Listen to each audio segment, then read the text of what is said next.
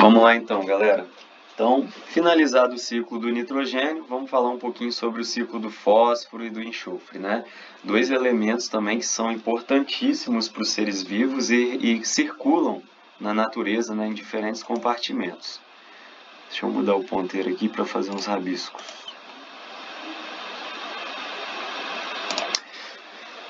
Bem, vamos lá. Primeiro, vamos lembrar aí quem são, né, esses elementos que a gente falou, o fósforo e o enxofre, né?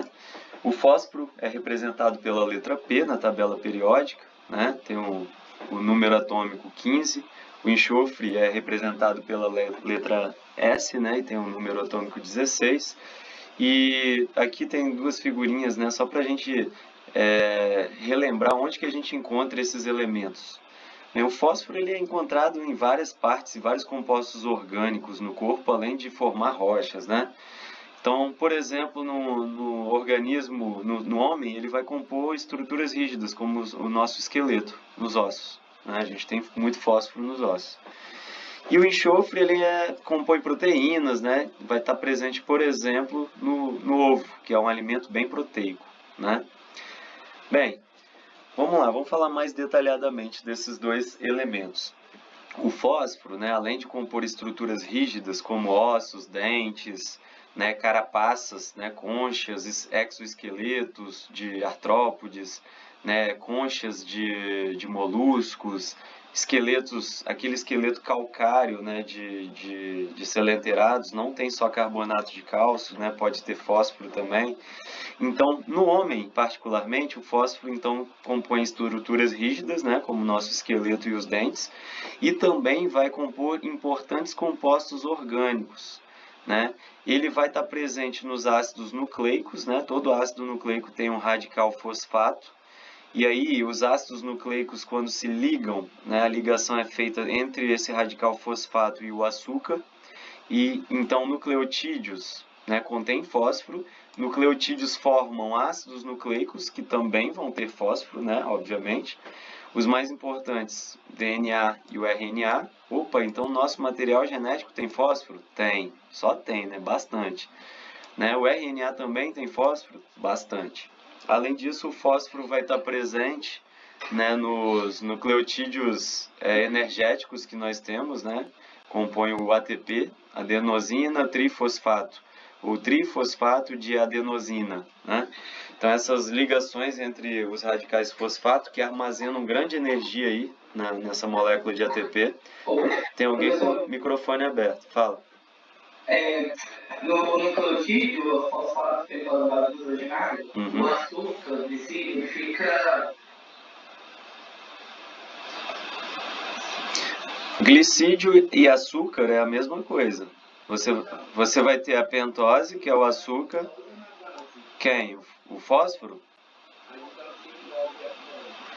Não, a desoxirribose ela vai formar, é o açúcar que vai formar DNA. A ribose é o açúcar, é a pentose que vai formar o RNA. Os dois são pentoses, ribose e desoxirribose.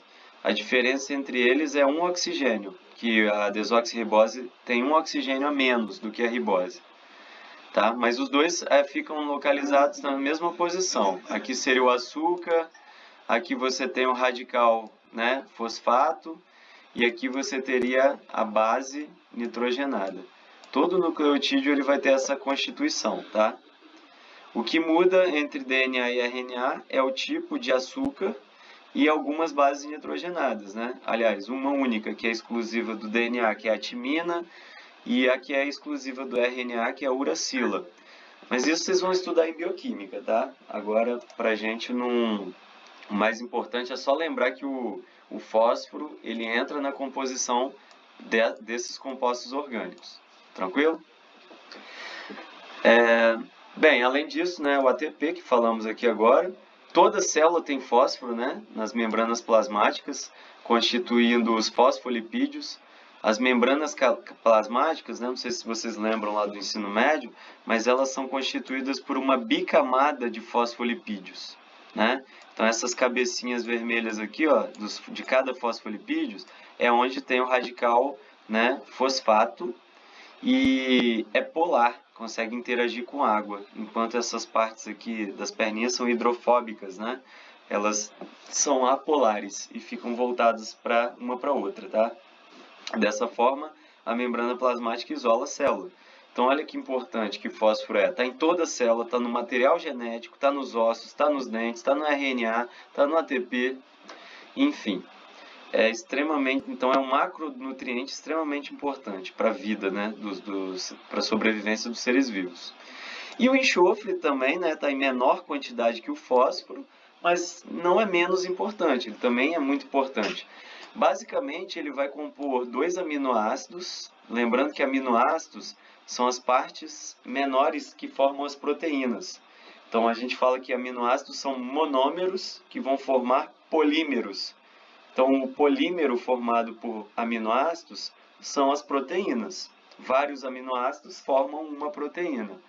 Então, 2 desses aminoácidos, os aminoácidos que existem, eles contêm, né, enxofre na sua estrutura. São a metionina, né, que é essa primeira aqui, e a cisteína, que é esse menorzinho aqui, tá?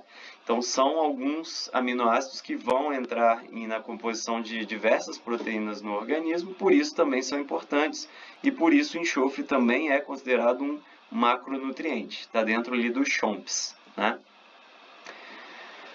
Bem, e aonde? Agora vamos falar especificamente de cada um. Pessoal, no material que eu passei para vocês está escrito ciclo não, tá? Tava um erro de digitação, mas depois vocês ignoram, eu já acertei aqui. Vamos lá, reservatório ou pool de fósforo. Qual é o local do planeta em que a gente encontra mais fósforo, né? Nitrogênio era na atmosfera, carbono era nos sedimentos, mas também tem no ar, né, que circula mais rápido. E fósforo? Para começar, gente, o ciclo do fósforo é considerado um ciclo sedimentar. Por que é sedimentar? Porque o fósforo ele vai circular principalmente ali na água e nos sedimentos, no solo, tá? O fósforo ele não circula pela atmosfera.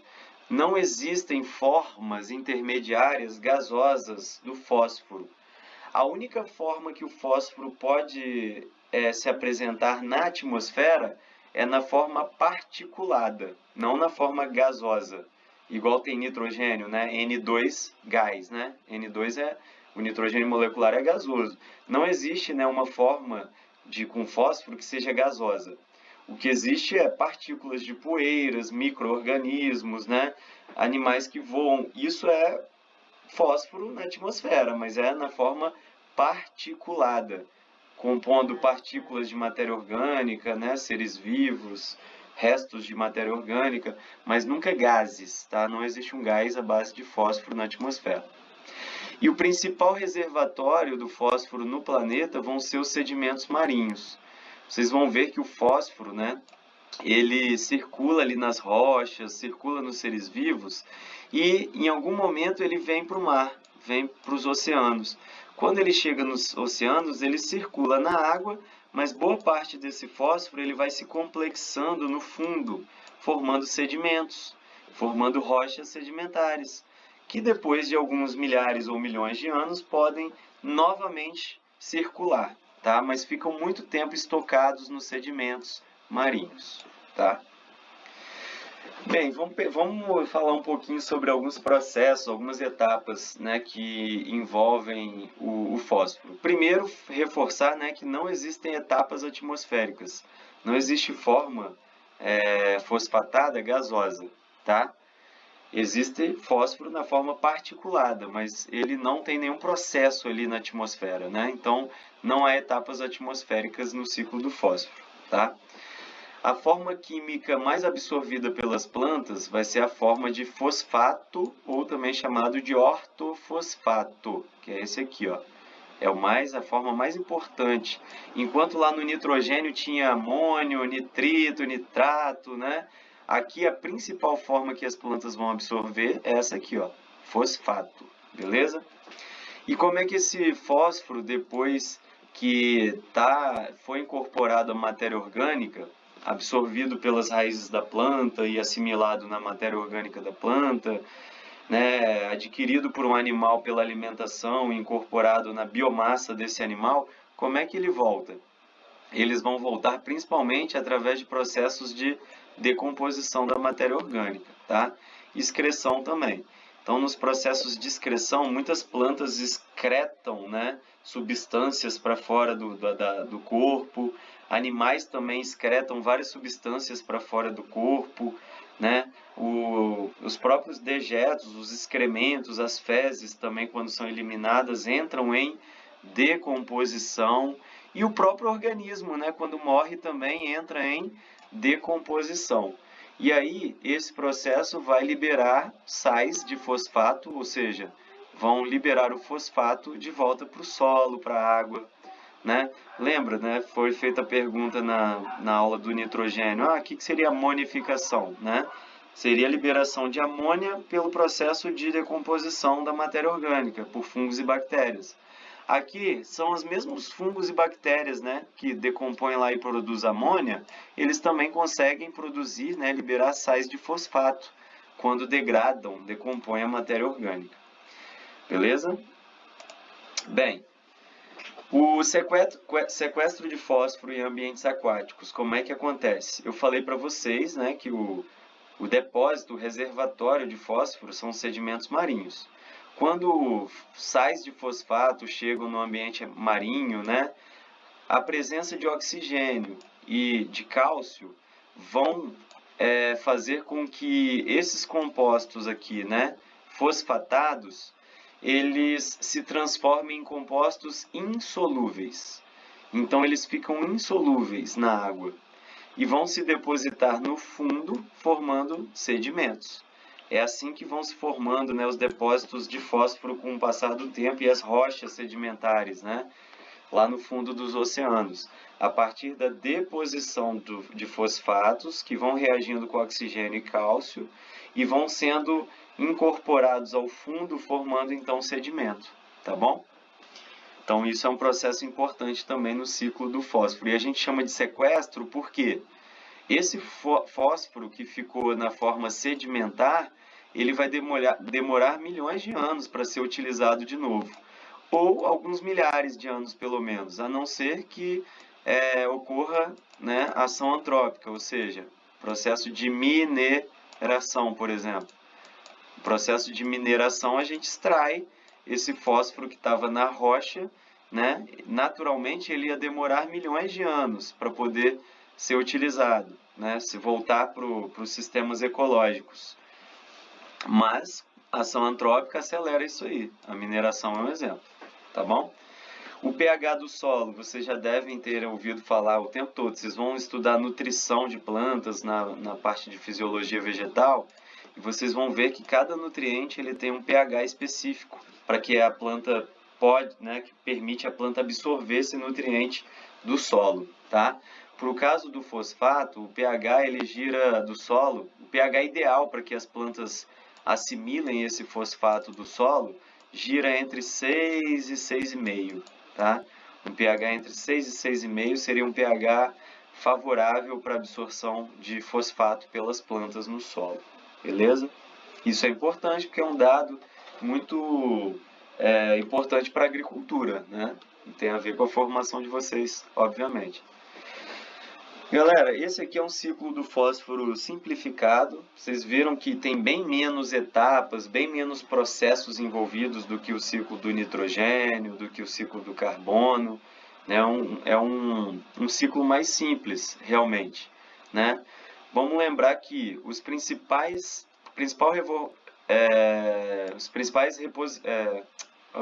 reservatórios de fósforo são sedimentos marinhos, tá? Esse fósforo que está aqui na forma de rocha, sedimento marinho, ele só vai ser disponível, né, quando essas rochas estiverem expostas. Por algum motivo elas forem expostas. Isso vai depender, por que a gente fala de milhões de anos?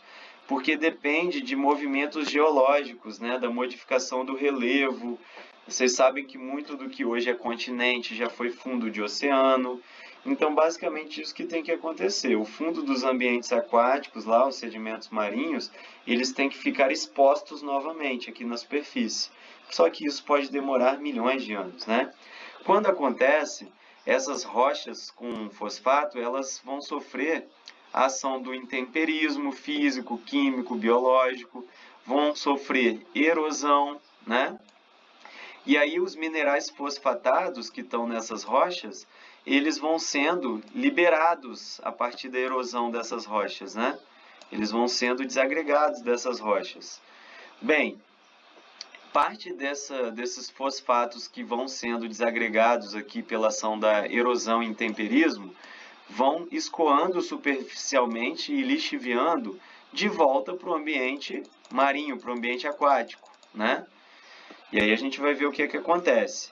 Só que parte desses fosfatos também das rochas são extraídos a partir do processo de mineração, em que o homem ele utiliza esses fosfatos para a produção de fertilizantes. O principal objetivo de extrair rochas, né, a atuação da mineração de rochas fosfatadas é extrair o fosfato para produzir fertilizante químico. Esses fertilizantes são utilizados então na agricultura, né? As plantas absorvem, essas plantas são colhidas. As plantas no meio natural também utilizam os fosfatos disponíveis no solo, assimilam e passam para os demais elos das cadeias alimentares, né? Animais, o próprio homem. E aí esse fosfato vai circulando. Quando animais e plantas morrem, né, esses fosfatos eles são liberados novamente no solo e podem ser assimilados por outras plantas ou podem ser, né, lixiviados para o ambiente aquático também. Aqui a gente falou que o excesso do uso de fertilizantes, né, lá na parte do nitrogênio, a gente falou que parte dos nitratos escoavam para a água, né? Aqui não é diferente com fosfato, gente, ó. Parte do fosfato que é utilizado aqui na cultura não é assimilado pelas plantas. Ele é lixiviado no solo e ele é escoado também superficialmente até chegar aos corpos hídricos. Beleza, e aí quando o fosfato chega aqui no ambiente aquático, o que acontece com ele? Ele pode, nós vimos, né? O fosfato dissolvido pode ser utilizado por algas e plantas aquáticas, e aí vai ser bem parecido com o que acontece aqui no solo, nas cadeias alimentares terrestres, né? As plantas absorvem, incorporam na biomassa, né? Disponibilizam para os outros elos das cadeias alimentares, através da predação, né? Do processo de alimentação mesmo. Quando todos esses organismos morrem, entram em decomposição, e em vida eles também excretam substâncias que devolvem o fosfato para a água. E aí esse fosfato ele vai ter dois caminhos. Ele pode ser assimilado novamente por produtores aquáticos, ou ele pode se complexar com oxigênio e cálcio, formando os sedimentos marinhos, como eu falei agora há pouco. E aí quando ele compõe o sedimento marinho, demora novamente, né? Milhares, milhões de anos, né, para ele voltar a circular aqui na litosfera, tá bom? Observem, né? Não tem participação nenhuma na atmosfera do ciclo do fósforo, a não ser o detalhe que eu falei, né? Na forma de partículas, né, que só vão voltar para o ciclo quando caírem no solo, né, quando entrarem em decomposição. Então, são algumas observações importantes. Bem, esse aqui é um ciclinho mais animado, né? Talvez mais didático, só para a gente entender um pouquinho os processos que envolvem os seres vivos, né?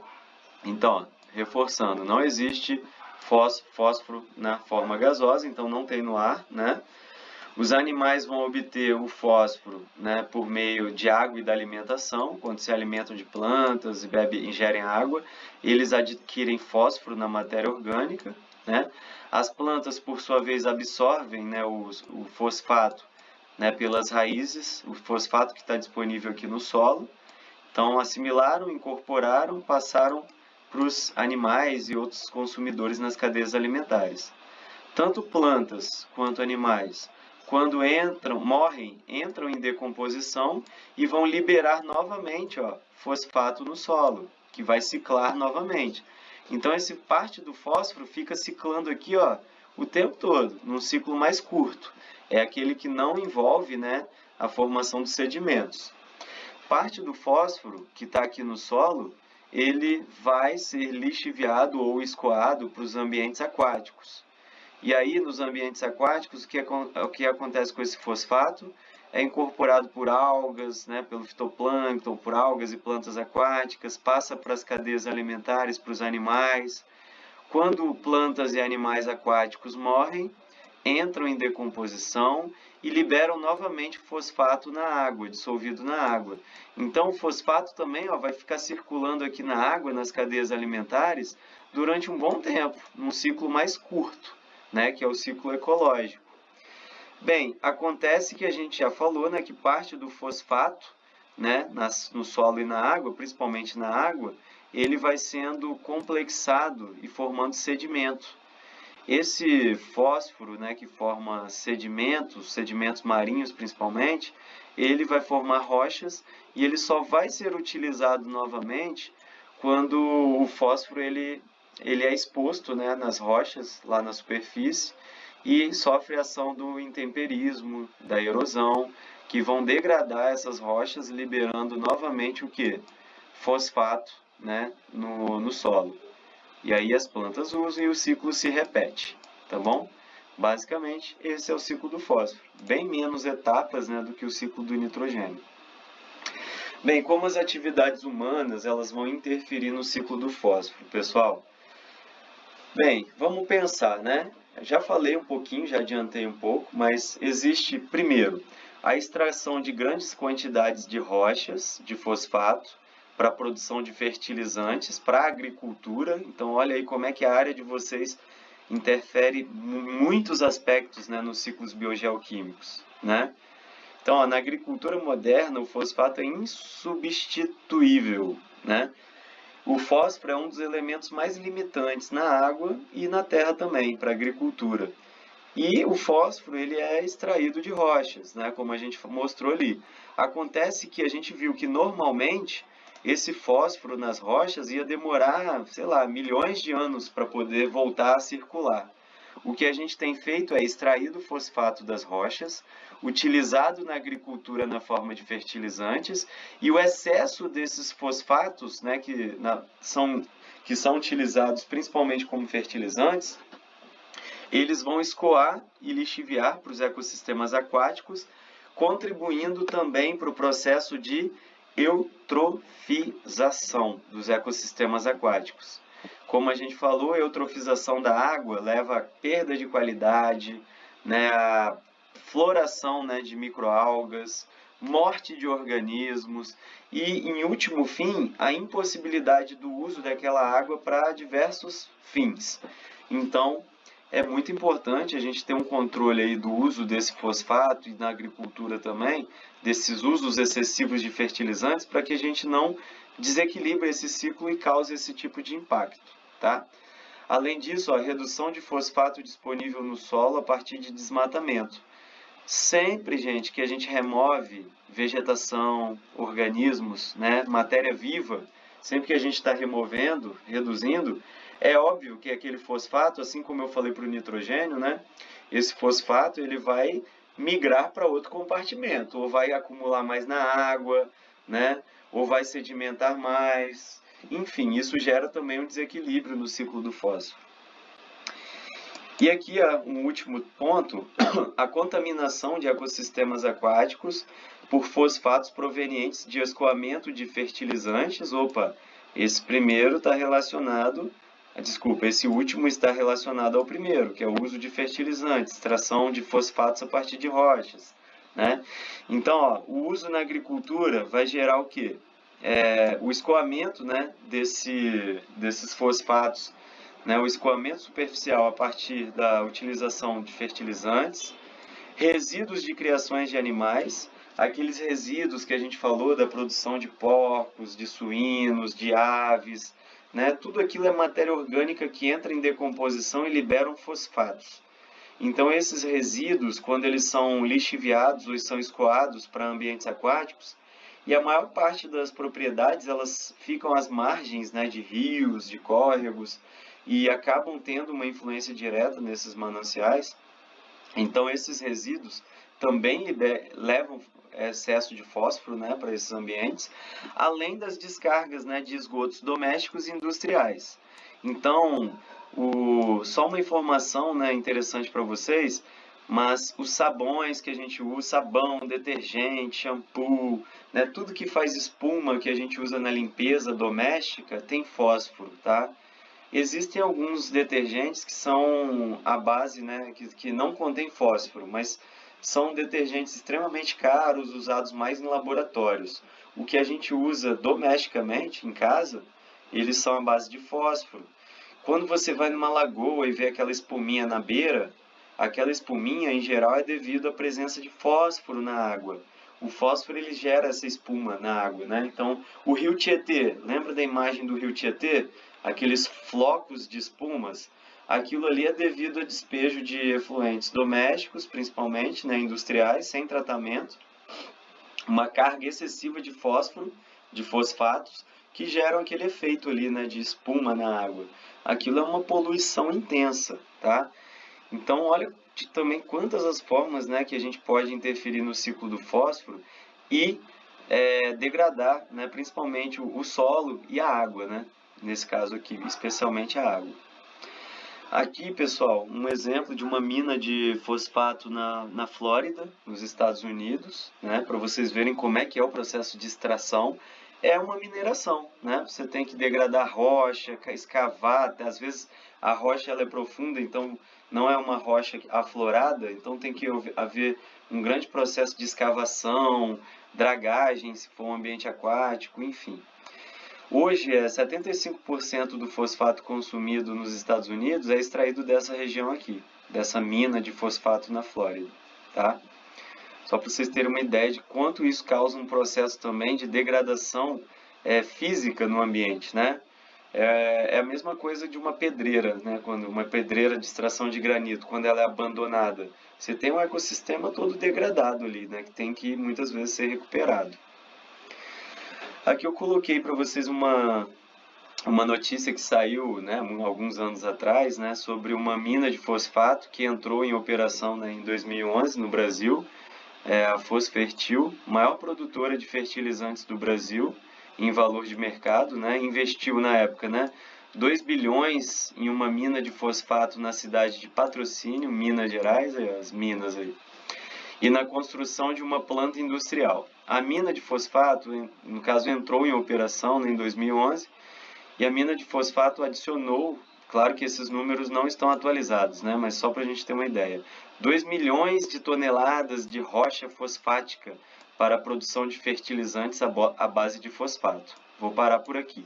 Isso é só para vocês terem, né, uma ideia de quanto uma mina, né, que extrai e produz fosfato, né, extrai o fosfato para a produção de fertilizantes, ela impacta no planeta, né? Uma única mina no Brasil, né, adicionou 2 milhões de toneladas de rocha fosfática, né, para a produção de fertilizantes à base de fosfato. Imagina se a gente soma todas as do mundo. Né? Então, mais um dado, né, que mostra para a gente que nós temos que buscar alternativas, né, viáveis, né, possíveis para a agricultura, para tentar reduzir a utilização de fertilizantes químicos. Né? E aqui, para finalizar o ciclo do fósforo, eu vou apresentar para vocês um caso também de uma mina, de um processo de extração de fosfato a partir de rochas, numa ilha lá na Oceania, que é a ilha de Nauru. Né? A ilha de Nauru, há algumas décadas atrás, era considerada um paraíso. É uma ilhazinha que fica na Oceania, perto da Austrália, aqui embaixo está, né, a Nova Zelândia, e aqui tem várias outras ilhazinhas, vários arquipélagos de ilhas. Né? Essa ilha de Nauru, ela é considerada, né, hoje um país, e é um país insular, né? A ilha é o próprio país, e é uma das menores, se não me engano, é a menor ilha, né? É a menor nação insular que existe no mundo. Eu acho que tem pouco mais de 21 quilômetros quadrados, tá, de tamanho. Cara, 21 quilômetros de quadrados é uma cidadezinha nossa, né? Então, lá representa todo o país. E por que que foi destruída, né? Vamos ver o que que aconteceu lá. Então, aqui é uma visão, né, aérea, uma vista de satélite, para a gente ter uma ideia, né, das dimensões da ilha. Essa já é uma imagem, né, atual. Vocês percebam, né, que ela foi bem degradada. Aqui algumas imagens do litoral, ó, o que sobrou das rochas que foram extraídas, né? Então, filetes de rochas, basicamente, é essa paisagem que é visualizada. Isso foi um processo intenso de extração de fosfato, principalmente pelo Reino Unido, né, na época. Né, a Nauru, se não me engano, já foi uma colônia inglesa. E aí, meu filho, eles usaram Nauru somente como fonte de recursos, igual a história de vários outros países, como o Brasil, né, na época da colonização. Para a gente, né, Brasil era um local de exploração de riquezas naturais, né, para Portugal foi durante muitos anos. E assim aconteceu com vários outros países e várias outras realidades. Não foi diferente com Nauru, né? Então Nauru foi praticamente esgotada. Toda a formação rochosa que ela tinha foi explorada porque era uma qualidade de rocha muito rica em fosfatos, né? E hoje a ilha é um deserto árido, ó, com pináculos. Pináculos são esses pedacinhos aqui, ó. Pináculos de calcários irregulares que cobrem 80% de todo o território. Então imaginem, gente. Ó, isso aqui é uma visão atual, né, aérea da ilha. Então olha só a área que foi explorada, né? Tudo isso aqui que não está verde é o que foi explorado, né? Então literalmente degradou uma ilha inteira. O território habitável hoje está reduzido a 20% do total. Ou seja, há uma faixa de terra ao redor da ilha não maior do que algumas centenas de metros. Até mesmo o mar está poluído devido à maneira pela qual os fosfatos foram carregados a bordo de navios. Gente, olha só, dizimou a ilha, né? Para dizer que isso aqui é um paraíso, já foi um paraíso natural, realmente, né, hoje não dá para ser. E as populações, elas vivem nessas, né, em algumas aglomerações limitadas aqui no litoral. E essa poluição, devido à forma que foi transportado, né, esse fosfato, muito do fosfato caía, né, e ainda está presente aqui nessas águas, né, foi acumulado aqui nesse litoral, devido à forma que foi transportado na época, né, de um formato totalmente irregular. Isso gerou uma poluição de todo o litoral da ilha, fazendo com que não houvesse mais, né, uma população que antigamente vivia de pesca, né? O povo de Nauru antigamente vivia da pesca, então uma alimentação saudável. A gente sabe que a alimentação de origem marinha, né, frutos do mar, é uma alimentação saudável. Hoje em dia, devido ao impacto, né, que a descarga de fosfatos no litoral ali de Nauru causou, não existe mais peixes, a pesca reduziu abruptamente e a população foi obrigada a mudar o padrão alimentar. Hoje eles se alimentam principalmente de produtos enlatados e com conservantes. E essa mudança na forma de alimentação, né, de uma alimentação mais saudável para uma alimentação mais, digamos assim, processada industrialmente, gerou vários problemas de saúde na população de Nauru, tá? Então, hoje, ó, o povo nauruano está entre os mais doentes e obesos no mundo, com diabetes e pressão arterial elevada. Poucos habitantes dali vivem mais de 60 anos. Então, olha como o impacto ambiental, uma extração no ambiente, degradou o ambiente, impactou diretamente a população, que não conseguiu sobreviver mais, né, do pescado, foi obrigada, para não sair dali, a importar alimento, né, na forma industrializada, e esse alimento gerou graves problemas de saúde, como diabetes e pressão alta, fazendo com que a expectativa de vida do povo hoje não passe de 60 anos. Isso é muito triste, né, gente? Algumas imagens, né, dos processos de dragagem para extração dos fosfatos, o padrão do povo de Nauru, ó, obeso, né? Não por falta de hábitos de atividade física ou coisas do tipo, mas por uma alimentação que eles são obrigados a ter hoje, né? Eles não conseguem ter uma alimentação saudável, por quê? Primeiro que eles não têm mais solo, né? Não tem uma área agricultável, digamos assim, por conta da exploração e da degradação que houve. Segundo, pela poluição marinha, né? Que os efeitos correm até hoje, então eles não conseguem se alimentar de frutos do mar, que seria uma alimentação mais saudável. Então eles são obrigados, para não saírem dali, se alimentar de coisas importadas, né? Então tem que ser alimentos menos perecíveis, ou seja, alimentos mais industrializados, gerando, né, esse padrão aqui nada saudável. Vamos finalizar então, gente, com o ciclo do enxofre. A gente termina então o ciclo do fósforo, né? O ciclo do enxofre, né, é um ciclo que, né, eu falei já do enxofre, ele vai compor os aminoácidos, né, cisteína, principalmente a cisteína, né, e a metionina. Então, são aminoácidos que vão entrar na constituição de várias proteínas importantes no organismo. E tudo bem, mas onde que a gente encontra enxofre na natureza, né? Além de estar nos seres vivos formando proteína? Onde que eu encontro enxofre? Quando a gente vai para a literatura, pessoal, há um pouco de controvérsias, tá? Claro, né, há uma certa concordância em que os maiores depósitos de enxofre estão nas rochas sulfatadas, tá? Só que existem uma linha de pesquisadores que apostam, na verdade, que talvez a maior parte do enxofre estivesse presente ali na forma de sulfatos no escoamento superficial, ou seja, compondo, né, os ambientes, os meios líquidos superficiais na forma dissolvida, tá? Então existem essas duas possibilidades. O fato é que ela circula, né, nesses dois compartimentos e a gente tem a presença aí do sulfato compondo, né, as rochas sulfatadas, que são também um grande depósito, né? E elas vão circular passando nesses dois compartimentos, ok? Oh, meu Deus. Vamos lá. Bem, vamos lá. Semelhante ao ciclo do nitrogênio, em relação às formas químicas sulfatadas, né? O ciclo do enxofre ele é semelhante, né, ao ciclo do nitrogênio em relação às formas químicas sulfatadas, poderem estar oxidadas ou reduzidas. Então, vocês lembram lá no nitrogênio que a gente tinha amônia, nitrito, nitrato, né?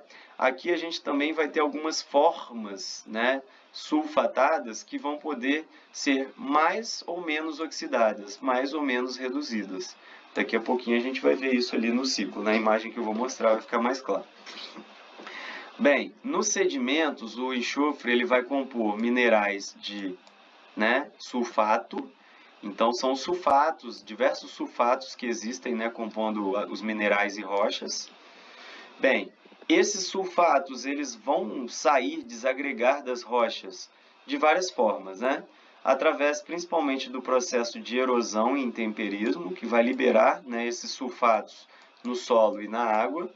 E aí, disponível no solo e na água, esses sulfatos vão poder ser absorvidos pelas plantas e serem passados para os demais elos das cadeias alimentares, como a gente falou. Bem parecido com o que acontece no ciclo do nitrogênio, com o que acontece no ciclo do fósforo, né? Observem que essa participação aqui das cadeias alimentares é essencial para que o nutriente ele circule nos seres vivos, tá? E aqui, ó, legal, ó, o enxofre, diferente do fósforo, ele tem participação atmosférica, tá? Existem algumas formas que o enxofre pode ser encontrado na atmosfera, né, na forma de gases, como, por exemplo, né, o dióxido de enxofre, que é o SO2, o trióxido de enxofre, que é o SO3, né, o ácido sulfídrico ou gás sulfídrico, né, é aquele que é produzido principalmente no processo de decomposição da matéria orgânica, né, já no processo de decomposição anaeróbia, que dá um cheiro de ovo podre quando ele é liberado. Já passaram na beira de um valão, né? O valão tem aquele cheiro de ovo podre, por quê? Ali já está ocorrendo vários processos de decomposição, já foi a aeróbia, e geralmente quando acontece o processo de decomposição anaeróbia, que libera-se esse cheiro ruim de ovo podre, devido à liberação do gás sulfídrico, ou ácido sulfídrico, tá? Oi? Esse cheiro aqui da linha Cartosana Suzano é devido a esse daí? É devido ao enxofre também, tá? Só que ali não é só o gás sulfídrico, tá? Tem outra forma de enxofre, né, que devido ao processo, né, industrial ali da Suzano. Mas é diferente do que muita gente pensa, por exemplo, o gás metano, que é o CH4, muita gente acha que também é liberado ali nos processos industriais da Suzano, também é liberado no processo de decomposição, mas é anaeróbio também, né, no caso do metano. Só que o metano, ele é inodoro, tá, gente? Tem gente que acha que esse cheiro de ovo podre é devido ao metano, mas é devido principalmente aqui ao gás sulfídrico, tá bom? Então é bom tocar no assunto, porque às vezes a gente sabe que alguns processos industriais liberam, né, tanto metano, quanto gás sulfídrico, quanto dióxido de carbono, quanto outros óxidos também, né, a base de enxofre, a base de nitrogênio, né, que a gente vai ver daqui a pouquinho. Mas o cheiro característico é devido ao principalmente o gás sulfídrico, tá? Aquele cheiro forte de ovo podre.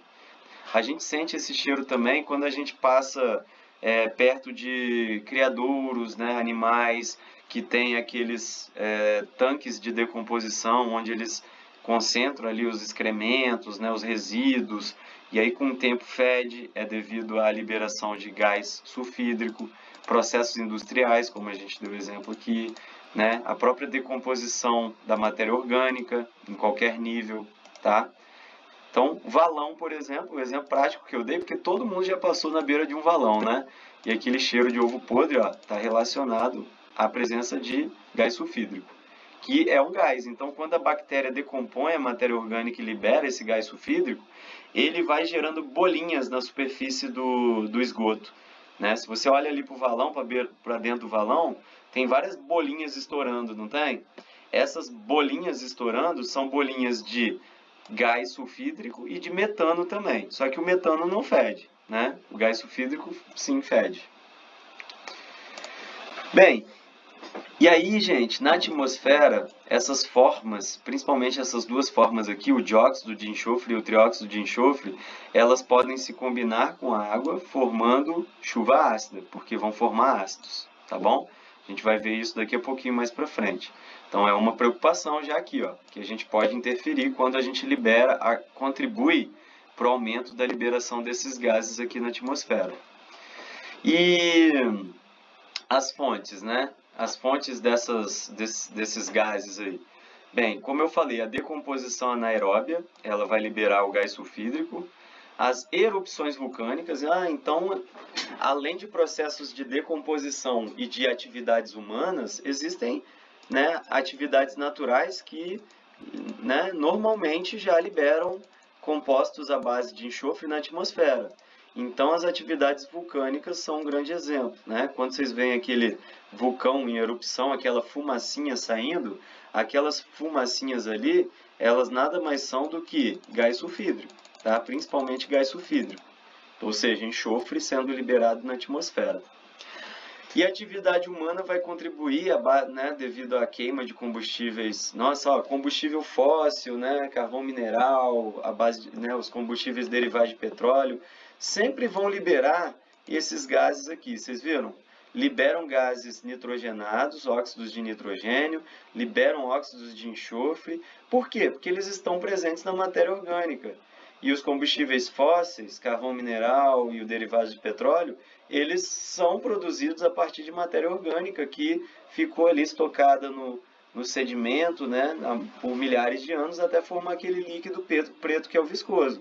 Então ali vai ter carbono, vai ter enxofre, vai ter nitrogênio, vai ter fósforo também, só que fósforo não libera gás, né?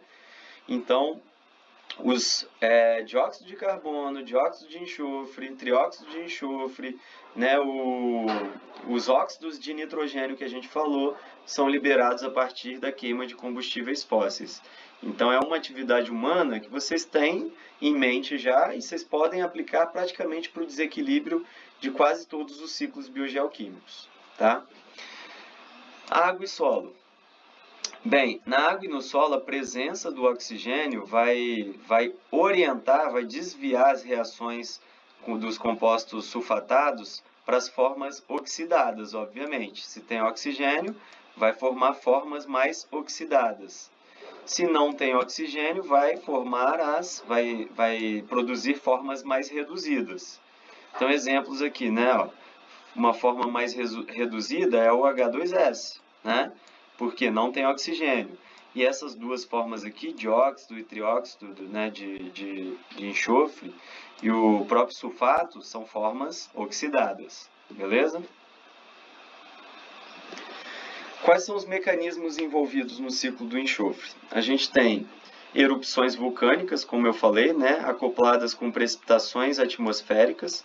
Quando os compostos à base de enxofre, os gases à base de enxofre são liberados aqui, né, através daquelas fumacinhas dos vulcões,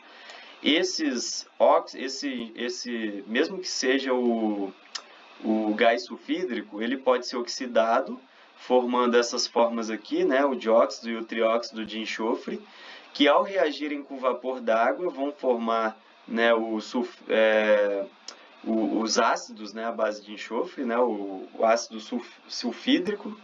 Agora, depois eu vou confirmar, mas eu acho que é o ácido sulfídrico, que vai precipitar na forma, né, de chuva e vai atingir o solo, né, a superfície terrestre.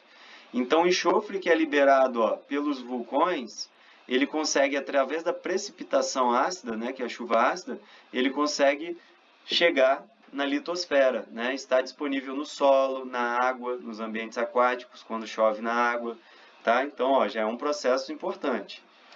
A queima de combustíveis fósseis, como a gente falou, né, vai liberar também, ó, esses óxidos aqui de enxofre. Então, vão liberar enxofre para a atmosfera e que também pode retornar para a superfície terrestre pelas precipitações atmosféricas. O intemperismo de rochas sulfatadas, né? Quando rochas... Professor, Oi? Aquele no manguezal, quando tem tipo um cheiro de podre mesmo, essa questão do enxofre também? Não, no mangue, ó, botei até uma observação aqui embaixo. No mangue é devido à presença de bactérias que são chamadas de sulfobactérias. Essas bactérias elas podem tanto reduzir quanto oxidar os compostos à base de enxofre. O que vai definir se vai acontecer um ou outro tipo de reação? Quais bactérias vão atuar, as redutoras ou as oxidantes? Né? O que vai definir é a presença ou não de oxigênio. Como é que é o solo de um mangue? Tem muito ou pouco oxigênio?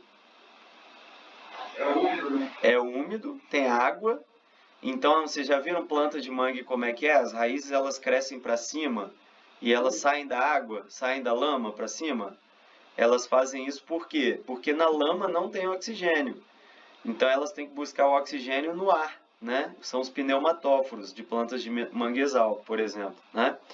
Então, o que acontece? Essas bactérias, elas ficam ali no manguezal, naquela lama, ou isso acontece também, a mesma dinâmica que acontece nas turfeiras, né?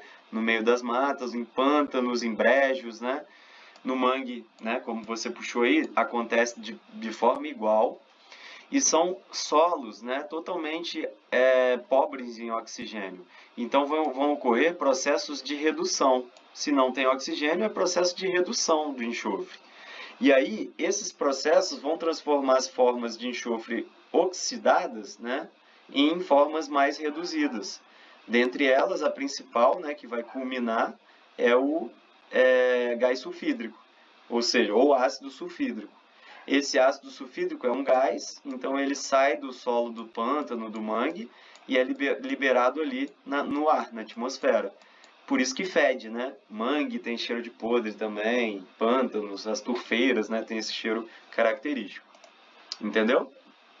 Foi respondido? Beleza, respondido. Alô.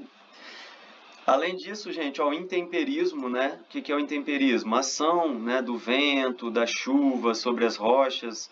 Tanto o intemperismo quanto a erosão também, né, que é uma ação mais forte, né, a curto prazo.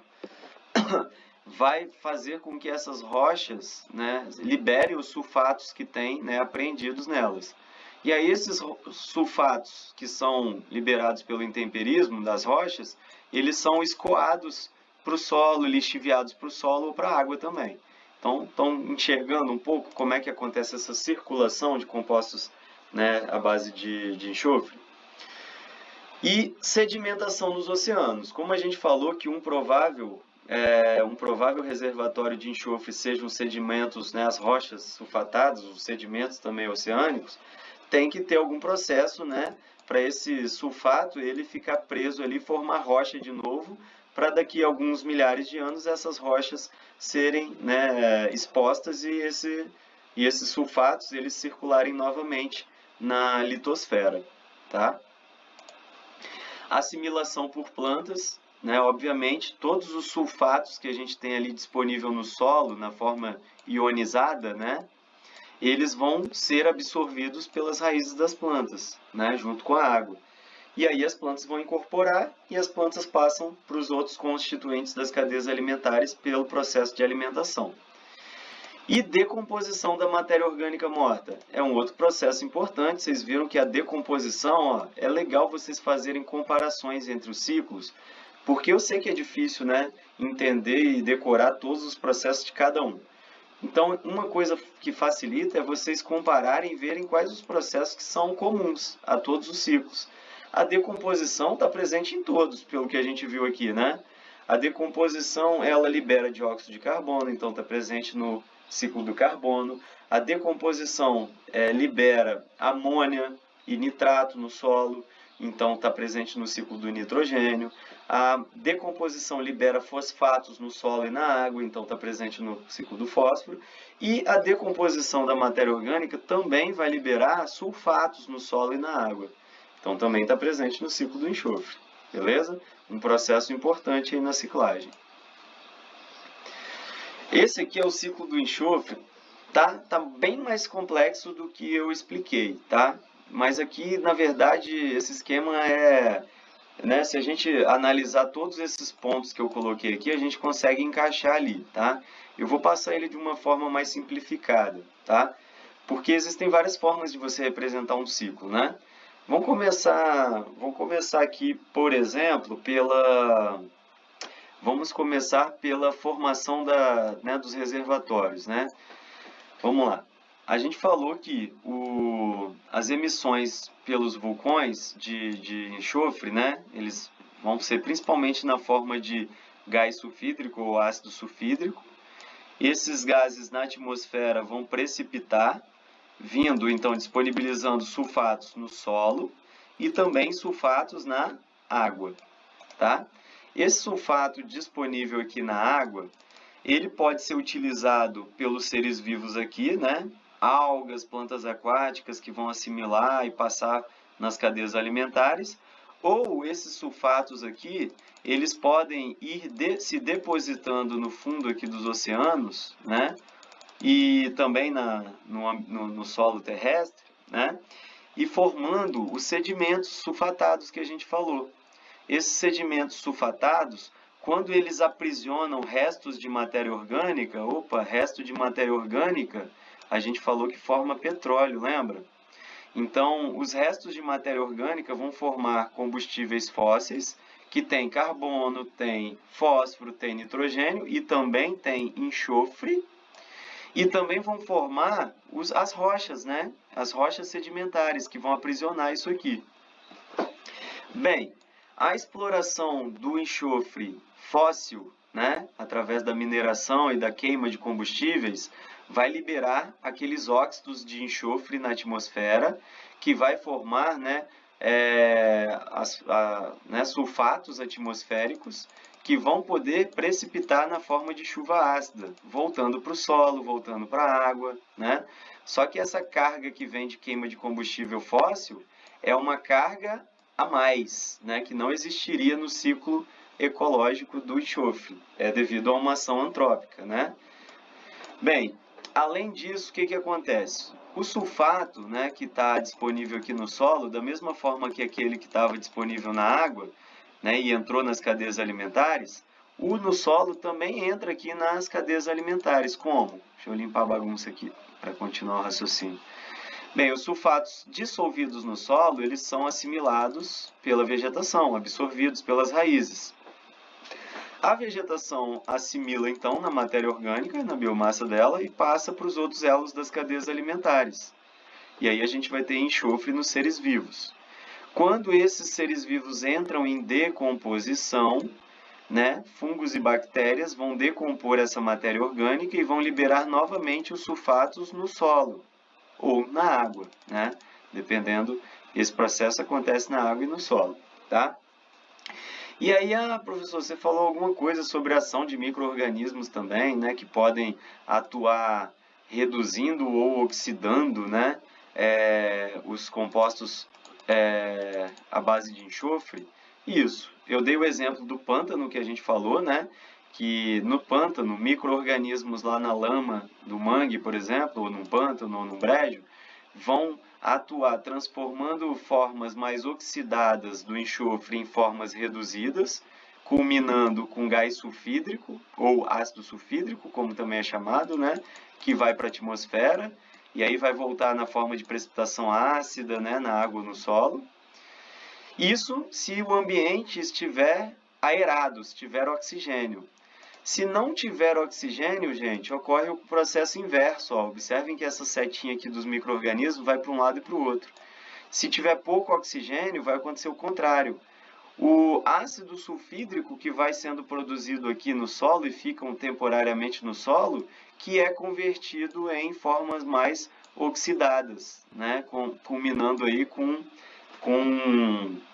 o fosfato, né? Que aí pode ser absorvido por plantas, pode ser lixiviado para a água, pode formar rochas, né? Enfim, basicamente esse é o ciclo do enxofre.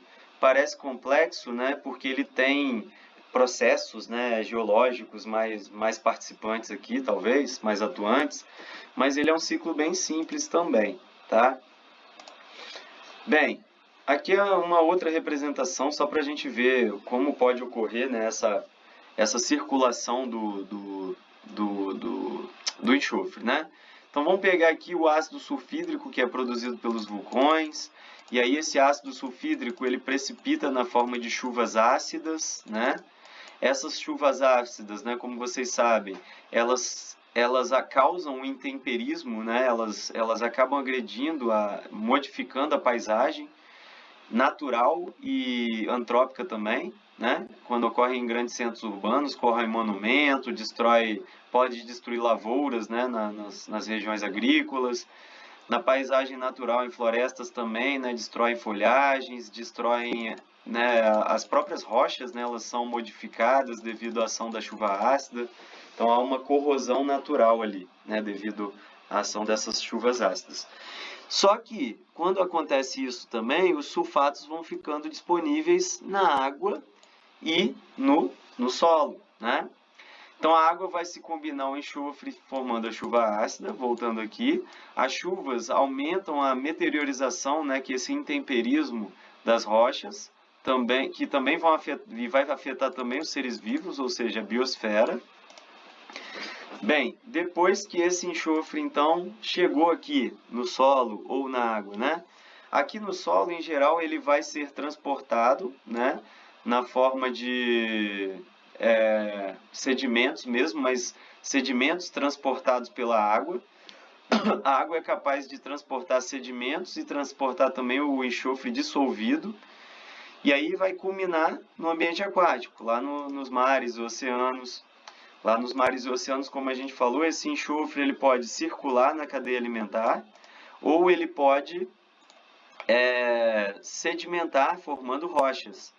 Então, quando ele sedimenta, o enxofre ele é depositado, né, na forma de sulfatos aqui nos sedimentos marinhos e de sulfuretos, formando a pirita. Tá? Vocês vão estudar isso lá na geologia, né, esse mineral. Essa formação mineral. Bem, e aí vocês sabem que daqui só quando, né, ocorrerem alguns movimentos geológicos, numa escala de tempo geológica, para isso aqui vir à tona novamente. Tá? Então o enxofre ele fica, digamos assim, isolado ali, estocado nesse reservatório por até milhões de anos, né? E aqui no ambiente terrestre, né? Como é que acontece? Como nós vimos.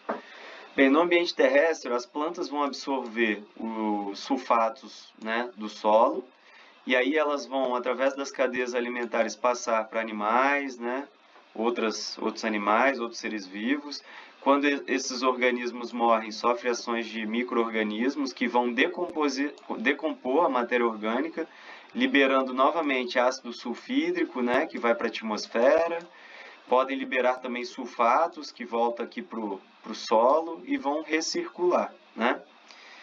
E esse enxofre que fica no solo, ele pode ser lixiviado, né, do solo, transportado para o ambiente aquático, como a gente falou. Tá? Então é só uma outra figura. Vocês vão ver várias formas de representar o ciclo do enxofre. O mais importante aqui é entender esses mecanismos aqui que eu fui explicando para vocês. Se você entender os mecanismos, você consegue aplicar em qualquer esquema que represente ciclo do enxofre. Bem, caminhando aqui para o finalzinho, gente, porque está quase na hora da aula de vocês, né? As atividades humanas e os impactos aí no ciclo do enxofre. Um deles a gente já falou todos, só vou aqui pontuar, tá? A emissão de dióxido de enxofre na atmosfera por meio da queima de combustíveis fósseis, né, como nós falamos. Então esse dióxido de enxofre é um impacto porque o excesso dele, né, vai interferir tanto nas questões atmosféricas, né, quanto na produção de chuvas, né, chuvas ácidas, como a gente falou. O próprio processo de beneficiamento do petróleo, né, o refinamento do petróleo, vai também, para fabricar combustíveis e outros produtos, né, vai liberar enxofre. Então também, né, ele tem uma descarga de enxofre excessiva aí, através de um estoque que estava aprisionado lá no meio das rochas, que é o próprio petróleo. E a conversão de minerais metálicos que contêm enxofre, né, como cobre, chumbo, zinco. Então, a extração desses minerais faz com que, né, indiretamente, seja liberado o dióxido de enxofre também no meio ambiente, né, devido às conversões que eles fazem dos minerais, né? Então, são 3 atividades que incluem mineração e queima, né, e extração e uso dos combustíveis fósseis. Bem, vamos ver o que acontece então. Na queima de combustíveis fósseis, como a gente falou, vários gases são liberados, né? Porque derivado de petróleo tem carbono, tem nitrogênio, tem enxofre, né? Quando a gente fala em carbono, a gente falou lá, demos ênfase para o dióxido de carbono, né? Quando a gente falou do nitrogênio, a gente falou aqui do dióxido de nitrogênio, que pode gerar chuvas ácidas. E aqui em termos de enxofre, pessoal, a gente tem o dióxido de enxofre. O dióxido de enxofre, ele é liberado nessa combustão e esse gás aqui, ele quando chega em certas altitudes, se combina com gotículas de água, ou seja, com H2O, né, aquoso, e formam, né, ácidos que vão precipitar na forma de chuva ácida, tá? Essa chuva ácida, então, quais são os danos ambientais que ela pode gerar? Como a gente falou, né? Degradação da vegetação, né? Aumento do pH e acidez do solo, né? Prejudicando a agricultura e a vegetação como um todo, né? Corrosão de monumentos, né? Degradação de obras, né? A acidificação dos ambientes aquáticos, gerando a mortandade de organismos como peixes, moluscos, né, fitoplâncton. Então, é um impacto ambiental, né? Aqui algumas imagens, né? Existem vários centros urbanos na Alemanha, na Europa é muito comum, né? Você tem, inclusive, as chuvas ácidas, às vezes elas são a liberação desses óxidos que formam os ácidos que vão precipitar de forma com a chuva. Muitas vezes eles são liberados, os gases, os poluentes, são liberados em um país e o efeito vai ocorrer em outro país, né? O que ocorre, por exemplo, com o Reino Unido e com a Noruega, né? O Reino Unido, ele libera grandes quantidades de óxidos de nitrogênio, de enxofre, que são lançados na atmosfera, e os movimentos de massas, das massas atmosféricas, fazem com que esses gases poluentes vão parar lá na Noruega, onde precipitam na forma ácida. Ou seja, às vezes, principalmente em continentes como a Europa, que os países são muito próximos, a ação local tem um efeito global, né? Vai ter um efeito fora dos limites daquele país. E aí, ó, o que eu falei para vocês, a acidificação de rios e lagos leva à mortandade de peixes e outros organismos, a perda da qualidade da vegetação, né, por degradação, queima mesmo direto de folhas, frutos, do solo, aumento do pH do solo. Então, a destruição, o dano da vegetação, corrosão de monumentos, né, como esse exemplo aqui, ó, o mesmo monumento depois de alguns anos de efeito de chuva ácida, né, para a gente poder fazer a comparação. Enfim, aqui é um exemplo da chuva ácida que ocorreu em Cubatão e gerou, né, essa paisagem, digamos assim, nesse afloramento rochoso nessa região. Então virou não é um cartão postal, mas é digamos assim, é uma cena, né, é uma cena marcante na região. Infelizmente não é por um bom motivo, né, devido à precipitação ácida, mas que serve também de alerta aí, né, para a gente ver que esses danos não ocorrem só lá fora, não, né, está presente na verdade em todos os continentes. Eu já falei para vocês que toda chuva é ácida, toda chuva já é ácida por natureza. Né, o próprio dióxido de carbono, né, e outros gases que já estão naturalmente, mesmo que eles estivessem em condições controladas na atmosfera, a chuva seria ácida, porque eles formam ácidos com a água, né, com o vapor d'água, com as gotículas de água na atmosfera e formam ácidos. Né? Esses ácidos eles precipitam. Então a chuva já tem um pH em torno de 5, 5,4, né? Se não me engano é essa média, o pH da chuva. Só que esse pH não é suficiente para causar tantos danos ao meio ambiente, né? Às produções, né? aos recursos hídricos, às florestas, enfim. Entretanto, quando a gente, devido à queima de combustíveis fósseis, né, elimina um boom de gases que contribui com a precipitação ácida, esse pH ele cai para valores bem baixos, né, podendo chegar a 3, a 2. Cara, 2 talvez um exagero, mas um pH já perto de 3 já é um pH muito ácido. Já chega a corroer pele, por exemplo. Se cair na sua pele, tem locais que a população não pode se expor às chuvas quando elas estão com pH muito ácido, porque isso gera também danos na pele, tá? Queimaduras. Então, é um risco muito grande, reduzir muito o pH dessas chuvas devido a esses poluentes, tá? E a gente viu também, né, agora não falando só do ciclo do enxofre, né, mas assim, dos ciclos biogeoquímicos de uma forma geral, o que vocês puderam observar? Que o uso de fertilizantes, né, de uma forma geral, vão contribuir com excesso de nitrogênio e fósforo, né, chegando aos recursos hídricos, principalmente, eutrofizando o solo, não só os recursos hídricos, né, eutrofiza o solo e eutrofiza a água, gerando várias consequências, né? A pior análise é a perda da qualidade da água e do uso dela para qualquer fim. É quando a gente fala, o rio está morto, o lago está morto, aquele ecossistema ele não serve mais, não vale nem a pena tratar a água, já fica difícil até tratar a água, tá? Outras fontes de nitrogênio e fósforo são os detergentes, como eu falei para vocês, e isso vem como para os recursos hídricos? Através dos esgotos domésticos, né?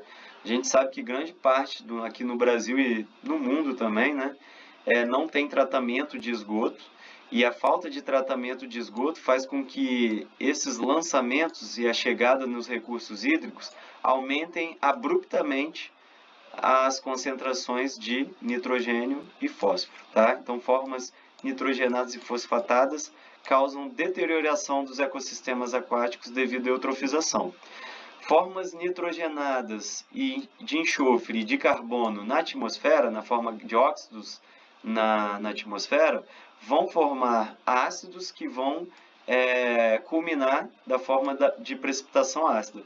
Então, formas que têm enxofre, nitrogênio e carbono na atmosfera, em demasia, intensificam as chuvas ácidas, também causando todos os danos que a gente falou.